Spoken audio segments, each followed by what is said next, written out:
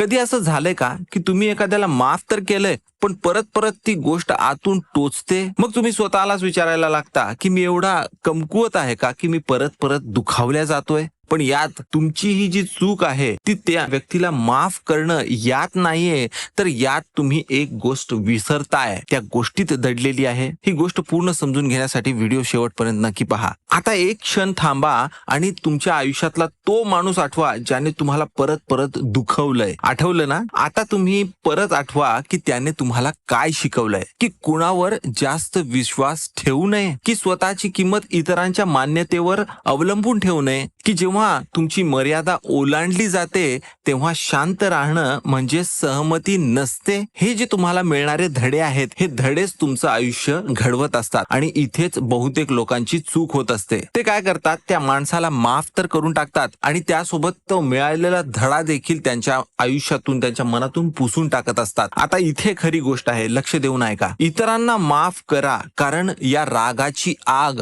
आधी तुम्हाला जाळत असते, पण त्यांनी जो तुम्हाला धडा शिकवलाय की तुमची किंमत काय आहे, तुमच्या मर्यादा कशा राखून ठेवायच्या आणि तुमची चूक कुठे घडत होती, या ज्या गोष्टी तुम्हाला शिकवण्यात आलेला आहे तो धडा मात्र कधीच विसरू नका मित्र हो. कारण तो धडा जर तुम्ही विसरलात तर तीच परीक्षा तुम्हाला परत परत द्यावी लागेल.